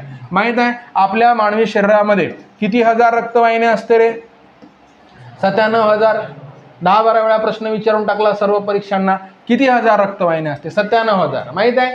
97,000 म्हणजे काय? किलोमीटर. पहा त्याचे 3 प्रकार पडतात. धमनी म्हणा, नीला म्हणा, शिरा म्हणू. पहा लक्षात घ्या. आणि काय केशवाहिन्या वगैरे हे सर्व मिळून 97,000 किलोमीटर. तर हे 97,000 किलोमीटर त्याच्यापैकी समजा 97,000 किलोमीटर तुमच्या बॉडीमध्ये रोड बांधलेला आहे. समजलं? त्याच्यात जर थोडासा खराब जर झाला ना, लक्षात घ्या. मग थोडासा खराब झाला की हे इकडून काय करावं लागते? आता डॉक्टर सांगते हा मार्ग बंदच झाला म्हणते, हा दुरुस्त होत नाही आता म्हणते आणि याच्यात 90% ब्लॉकेज आलेला आहे म्हणते. माहीत आहे? आता थोडं थोडं रक्त चाललेलं आहे. समजत आहे? आणि आता जर इलाज नाही केला तर कार्यक्रम बंद होईल. म्हणजे तेवढाच खराब असेल तरी मग इकडे असं काय करा म्हणते सांगा? हे पहा बायपास. हे असं आपला आर्नी बायपास आहे ना, शहराच्या बाहेरून कमी ट्रॅफिकमधून जायचं असं इकडे कोण सांगा? बायपास. आता तुम्ही सांगा हे 2-3 इंचाचा विषय असतो. हे काय म्हटलं सांगा? 1-2 काय म्हणून सांगा? इंचाचा विषय असतो. समजलं का? बरोबर आहे. आता इथे काय म्हटलं मी? 97,000 किलोमीटर. अरे बरोबर आहे ना? हे 2-3 इंचाची दुरुस्ती करायला किती खर्च येतो? बरोबर सांगा ना. बायोप्सी करायला खर्च किती येतो? ऑपरेशनचा खर्च किती असतो? 2-3 लाख रुपये कमीत कमी. अरे बरोबर आहे ना? आता अलीकडे तर जास्तही येऊ शकते. समजून घ्या. बरोबर आहे. ऑपरेशनचा खर्च. आता काढा तुम्ही खर्च कशाचा माहित आहे? 97,000 किलोमीटर लांबीच्या रक्तवाहिन्या आहे. तर हे टोटल जे काम झालेलं आहे याचा आपल्या देशाच्या बजेटपेक्षा जास्त खर्च निघते. अरे समजत आहे ना? आणि वरून काय म्हणते? माझ्याकडे काय आहे म्हणते? माझ्याकडे तर काहीच नाही म्हणते. माझ्या असंच आहे म्हणते. अबे बरोबर आहे. काय आहे ते पहिले पाहून घ्या. बरोबर आहे. माझ्या पायात चप्पल नाही रे बाबा, एवढी ऊन आहे, देवानं मला दारिद्र्य बनवलं असं म्हणत एक माणूस रस्त्यानं काय म्हणून सांगा? देवाला शिवाय घालत निघाला. समोरून एक माणूस आला त्याला पायच नव्हते. ह्याला चपला नव्हत्या म्हणून ह्या बोंबलत होता. अरे समजत आहे ना, पुढच्याला पायच नाही आहे. मग याच्यात लाईट लागला. अरे असं असते का? देवाले म्हणते धन्यवाद बाबा, म्हणते पाय तर दिले कमीत कमी. समजून घ्या, सिस्टममध्ये आपल्याकडे हे नाही ते नाही असं बोंबलत फिरू नका. पहा आपल्याकडे जे आहे ते खूप चांगलं आहे. साध्या तुमच्या 10,000 दशलक्ष चेतापेशी आहे तुमच्याकडे, माहिती आहे का? 10,000 दशलक्ष चेतापेशी. चेतापेशी म्हणजे आपल्या बॉडीमधलं सॉफ्टवेअर होय. ते जर समजा हँग झालं तर माणूस माणसासारखाच दिसते, पण त्याला तुम्ही ज्याला पागल म्हणता ना, आहे तसाच आहे, चालून नाही राहिलं. त्याला तुम्ही आवाज दिला, आता मोबाईल बॉडी हार्डवेअर तसंच आहे, पण हँग झाला, संपला, सॉफ्टवेअर खतम झालं. माणसाचं तसं आहे. मग आता ह्या कमी जास्त झाल्या, प्रॉब्लेम झाला, हे करंट होय आपल्या बॉडीचा. समजत आहे मी काय म्हणता? हे 10,000 दशलक्ष आहे. हे जर कमी जास्त झाल्या, प्रॉब्लेम झाला. आता डॉक्टरनं एक नवीन फंडा उचललेला आहे, माहिती आहे का तुम्हाला? काय फंडा? ताप आला आपल्याला समजते. अरे समजत आहे का? आता पहा ना, ताप आला, आपण चेक करतो, घरी डॉक्टर आहे घरोघरी. मला ताप आल्यासारखं वाटते म्हणून नड्डा धरून पाहिजे आपला, बरोबर आहे ना? हात लावून बघते ना, लक्षात घ्या. इकडे ताप आला समजते, सर्दी झाली, शेमूड वाहतो ना आपला, त्याच्यावरून समजते, बरोबर आहे? खोकला आला, आवाजावरून समजते. मग डॉक्टरला काय वाटलं माहिती आहे का? साला हे सगळं कॉमन झालं. अरे बरोबर आहे ना? आता तुम्ही दवाखान्यात गेल्यावर डॉक्टर पहा सरसकट काय सांगते माहित आहे? पेशी कमी झाल्या म्हणते. आता शोध नले का म्हणा, पेशी शोध म्हणा. पेशी केवढ्याला असते? सुईच्या टोकावरही काय म्हणून सांगा, हजारो बसन, बरोबर आहे का? सुईच्या टोकावरही हजार. आणि समजायचा काही प्रश्न नाही, नवीन बिमारी होय बा, बरोबर आहे? पेशी कमी झाल्या, WBC कमी झाल्या म्हणते. पहा WBC व्हाईट ब्लड सेल्स कमी झाल्या म्हणते. काय करा रे, पपईच्या पाल्याचा रस प्यारा, जेव कच्ची पपई 2-3 टाइम खाऊन टाका, बात खतम, रात्रभरात क्लिअर ते. आणि WBC कमी जर होत असेल तुमच्या, त्या सैनिक पेशी आहे, प्रतिकारशक्ती, तो विषय वेगळा. पण आता समजत आहे हा फंडा आहे. कशाचा फंडा? तुम्हाला नाही समजत ना. तुम्हाला सर्दी म्हटलं की समजते, ताप म्हटलं की समजते, काय म्हणून सांगा खोकला म्हटलं की समजते. मग आम्ही नवीन काढतो ना, बरोबर आहे? उद्या सांगतो हे कमी आहे. काय कमी आहे? हे X कमी आहे म्हणतो. मग X कोण आहे? हे काय आमचा नातेवाईक नव्हे. अरे बरोबर आहे ना? मग बात खतम. तू पैसे द्यायचं जमत नाही, उठू नको, फिरू नको, झोप इथं म्हणते. अरे बरोबर आहे ना? परिस्थिती लक्षात घ्या, तुम्हाला ते माहीत असणं जरुरी आहे. मग तुम्ही आता काय करून राहिले? हे नाही ते नाही, जे येते ते तर बोंबला इथं. अरे बरोबर आहे ना? जेवढं शिकलो एवढं बोंबलणं जरुरी आहे का नाही? हां, मग हे पहिल्यांदा आपण काय म्हणून सांगा? कंठेय, बरोबर आहे? आहे का कंठ? हां, गळा आहे ना? हां. मग आता पहा तुमच्या परिस्थिती काय असते जेव्हा आपण चूप असतो, शांत असतो. चूप असतो, शांत असतो, त्यावेळेस काय असते माहिती आहे का? आपले ओठ एकमेकांवर लावलेले असतात, बरोबर आहे? आणि आपण क्रिया केलं की आपण काय सांगा तोंड उघडतो आणि आपल्या मुखाची काय सांगा मुवमेंट होणं सुरू होते, बरोबर? मुवमेंट होणं सुरू. तेव्हा काय होते की कंठातून निघत आहे, म्हणजे आपल्या जिभेचा पुढचा भाग मुक्त आहे. आपल्या जिभेचा काय म्हणून सांगा पुढचा भाग कसा आहे? मुक्त आहे. आणि मागचा भाग कसा सांगा? बांधलेला आहे, बरोबर आहे? मग वळवळ कोणता भाग करेल सांगा? समोरचा भाग वळवळ करेल, मागचा भाग करेल का? नाही, तो स्नायूंनी आपल्या मुखामध्ये बांधलेला आहे. पण कंठातून जेव्हा निघत असते ना, तेव्हा असा मागचा भाग वर उचलल्यासारखा होतो. मागचा भाग वर उचलतो, कंपन पावते, कंपन, व्हायब्रेशन होतं, पण स्पष्ट उच्चार असेल तेव्हा. मग कंठातून निघणारे ते कोणते सांगा? कंठ्य वर्ण होय. कंठातून निघणारे ते कोण होय सांगा? कंठ्य वर्ण होय. कंठ्य वर्ण होय, बरोबर आहे? कंठातून निघणारे ते कंठ्य वर्ण होय. नीट लक्षात घ्या, कंठातून निघणारे ते कंठ्यवर्ण. कंठ्यवर्ण क्लिअर करून घेऊ या ठिकाणी आपण पहिल्यांदा. आता पहा, मग इथे काय म्हणून सांगा? आपल्या जिभेचा मागचा भाग वर उचलून, आता आपल्या जिभेचा मागचा भाग जर वर उचलला तर ह्या ठिकाणी पडजीभ आहे भाऊ. इथं काय म्हणून सांगा? अशी पडजीभ आहे. अरे समजलं का? इकडे काय म्हणून सांगा? पडजीभ. तर हे जर वर उचलला मागचा भाग तर हे कुठं लागल मला सांगा? पडजिभेला. आपल्या म्हणजे पडजिभेला लागणार नाही, पण पडजिभेकडे जाईल ना. मग आपल्या जिभेचा मागचा भाग वर उचलून पडजिभेला स्पर्श करताना ज्या वर्णांचा उच्चार होतो त्यांना कंठ्य वर्ण असे म्हणतात. म्हणून कंठातून निघणारे ते कोणते होय सांगा? कंठ्य वर्ण होय. कंठातून निघणारे ते कोणते होय? कंठ्य वर्ण होय. समजत आहे प्रत्येकाला? आता स्पष्टपणे उच्चार करा जे समजायचा. पा अ म्हणजे कसं आहे माहिती आहे का? की आम्ही म्हणजे आत्ता सलाईन काढून इकडेच आलो बा असा उच्चार करायचा नाही, स्पष्ट खणखणीत करायचा. पा अ म्हणताना फिलिंग येते, काय होते? मागचा भाग व्हायब्रेट होतो. अरे बरोबर आहे ना? अ आ स्पष्ट उच्चार करा. अ आ हे स्वर आणि क पा क क ख ग घ अंग आणि कोण सांगा ह. पा अ आ क ख ग घ अंग ह. हे काय म्हणून सांगा, जिभेचा मागचा भाग तो बांधलेला आहे तरी कसा होतो, कंपन तयार होते, व्हायब्रेशन होते. जिभेचा मागचा भाग वर उचलून पडजिभेला स्पर्श करताना ज्या वर्णांचा उच्चार होतो त्यांना कोणते वर्ण म्हणतात रे, कंठे वर्ण असे म्हणतात. मला सांगा क्लिअर झालं का? एवढं क्लिअर झालं? पा कंठे वर्ण. मग कंठे वर्ण कोणकोणते, तर पा थोडंसं पुढे जाऊ, पुढचा काय म्हणून सांगा पॉईंट बघणं सुरू करू. कंठे वर्ण प्रकार पहिला आपण इथे, कंठ म्हणजे गळा. अरे सांगितलं ना, कंठ म्हणजे कोण होय सर, गळा. बरोबर आहे. म्हणून कंठातून निघणारे ते कोणते सांगा, कंठे वर्ण होय. कंठातून निघणारे ते कंठे वर्ण होय. जिभेचा मागील भाग हा वर उचलून, कुठे वर, जिभेचा मागील भाग हा वर उचलून पडजिभेच्या पुढील भागाला म्हणजे कंठाला स्पर्श करताना ज्या वर्णांचा उच्चार होतो त्यांना कंठातून निघणारे म्हणून कोण सांगा, कंठे वर्ण असे म्हणतात. पहा अ आ हे दोन कोण आहे सांगा, स्वर सांगितले होते आता तुम्हाला. आणि कोण सांगा, क ख ग घ अंग आणि कोण सांगा ह. ही व्यंजने हे कोण होय सांगा, कंठे वर्ण होय. समजलं का? पहा जिभेचा मागचा भाग वर उचलून पडजिभेला स्पर्श करताना. आता तुम्हाला इथं पडजीभ शो करणं जरुरी आहे. म्हणजे हे इथे तुम्हाला दिसत आहे का, हे पहा हे मागचा भाग, हे मागचा भाग वर उचलला जातो आणि वर उचलताना कोणाला स्पर्श करताना, पडजिभेला स्पर्श करताना. जिभेचा मागचा भाग पडजिभेला स्पर्श करताना ज्या वर्णांचा उच्चार होतो त्यांना काय म्हणून सांगा, कंठे वर्ण असे म्हटल्या जाते. क्लिअर झाले का कंठे वर्ण? चला एक प्रकार पाहू, कोणता सांगा, तालव्य वर्ण. पहा कोणता प्रकार पाहू आपण सांगा, तालव्य वर्ण. कंठेचा काही प्रॉब्लेम राहिला का रे? नाही. चला तालव्य वर्ण पाहू. तालव्य कसे राहील ते बघा, लक्ष द्या. हा तालव्य वर्ण पहा. आता काय होते तालव्य, याच्यापैकी तुम्ही पहिल्यांदा हे समजून घ्या, तालू समजून घ्या. तालू काय समजून घ्या सांगा, तालू कशाला म्हणतात ते समजून घ्या. आता सांगा तालू आपल्याकडे किती आहे सांगा, दोन आहे. कोणकोणते दोन तालू आहे पटापट सांगा. कठोर तालू, कोमल तालू. कठोर तालू कुठून कुठपर्यंत सांगा, वरच्या दातांच्या मागच्या बाजूपासून तर मूर्धेपर्यंत कठोर तालू आणि मूर्धेपासून तर कंठापर्यंत कोमल तालू. ठीक आहे. असं बोलल्यानं दाखवता येणार नाही. बरोबर आहे. आता मी तुम्हाला 2-3 गोष्टी सांगतो, तुम्हाला करेक्ट कळेल तालू म्हणजे काय होय. बरोबर आहे.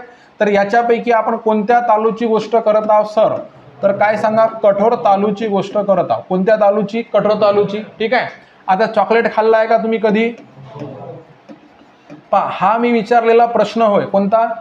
कधी चॉकलेट खाल्ला आहे का? त्याच्यात काही लोक बोलून नाही राहिले, ते आपल्याच नादात आहे. अरे समजून राहिलं ना, म्हणजे आयुष्यात चॉकलेट त्यानं पाहिलंच नाही का? अरे हो नाही सांगा ना. चॉकलेट खाल्लं का? चगळून खायची गोळी, मेडिसिन गोळी वगैरे खाल, डॉक्टर म्हणते ना चगळून खा. अरे समजत आहे का अशी गोळी? बरोबर आहे. चिंचेचं बोटूक, चिंचा कच्च्या, बरोबर आहे. तर ते चिंच वगैरे खाल्ली असेल. बरोबर आहे. मला तुम्ही चॉकलेट खाण्याची कृती सांगा. कृती,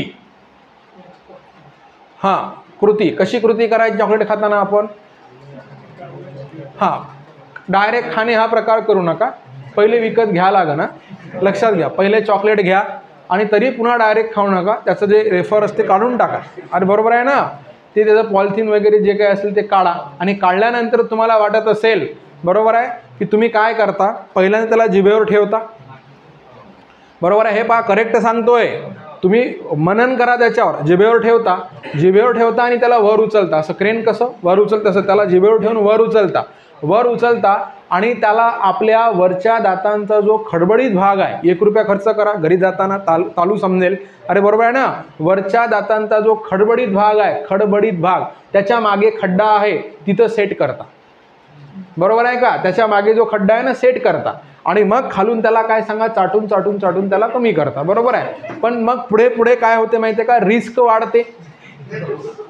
अरे वाढते ना. कशाची? पहिल्यांदा तेवढं खरबरीत असते, मग ते गुळगुळीत होते, मग बाहेर निसटू शकते. आतमध्ये निसटलं फायदा तरी होईल. बरोबर आहे. बाहेर निसटलं तर, म्हणून नंतरची क्रिया थोडी आरामात ठेवायची. लक्षात घ्या. मग आता चॉकलेट जिथं सेट करता ती जागा आता कळला का? ज्याचा त्याला तालू. अरे ज्याचा त्याला कठोर तालू कळला का? पहा आपला जो जिथं आपल्या वरच्या हिरड्यांचा भाग संपतो, बरोबर आहे का, वरच्या हिरड्यांचा भाग संपतो त्याच्या मागे, बरोबर आहे, तो कोण झाला सांगा, तालू. मग आता पहा जिभेचा शेंडा कठोर तालू. आता इथे काय म्हटलं होतं आपण, मुर्दा. बरोबर आहे. जिभेचा शेंडा हे इथे कठोर तालूला स्पर्श करून, कुठे रे, कठोर तालूला स्पर्श करून ज्या वर्णांचा उच्चार होतो त्यांना कोणते वर्ण म्हणतात? तालव्य वर्ण असे म्हणतात. जिभेचा शेंडा कुणाला? कठोर तालूला. जिभेचा शेंडा कुणाला? कठोर तालूला स्पर्श करून ज्या वर्णांचा उच्चार होतो त्यांना काय सांगा? तालव्य वर्ण असे म्हणतात. समजलं? तालव्य वर्ण. मग आता पहा, वरच्या दातांच्या मागील बाजूच्या भागापासून कंठापर्यंत जिभेच्या वरच्या बाजूस जो घुमटाकार भाग आहे त्याला काय म्हणतात सांगा? तालू असे म्हणतात. या तालूचे किती सांगा? 2 भाग पडतात. हे तुम्हाला आधी शिकवलं. एक कोण सांगा? कठोर तालू आणि दुसरा कोणता सांगा? कोमल तालू. शिकवलं हे? लक्षात घ्या. त्याच्यानंतर पहा, आता ई ई हे स्वर पहा. ई ई म्हटलं की जीभ उलटी जाते. कोणाला दाखवते? कठोर तालूला दाखवते. ई ई हे स्वर हे कोण आहे सांगा? तालव्य वर्ण आहे. आणि सोबतच पुढे कोण सांगा? च छ यांचा उच्चार यने करा. च पहा, च च म्हटल्यानंतर शेंडा वळतो आणि हिरड्यांच्या वर जाऊन टच करतो. अरे बरोबर आहे ना? च छ ज झ न य श. बरोबर आहे का? मग हे कोण होय सांगा? तालव्य वर्ण. आता पहा, इथे काय सांगितलं मी? उच्चार कसा करा म्हटलं रे? येने करा. मात्र च छ ज झ यांचा उच्चार येने युक्त होतो तेव्हाच ते तालव्य वर्ण असतात. उदाहरणार्थ हे इथं प्रोनाउन्सिएशन मी ऍड केलेलं आहे. कसं सांगा? च छ ज झ असं प्रोनाउन्सिएशन असणं त्याचं काय सांगा? जरुरी आहे.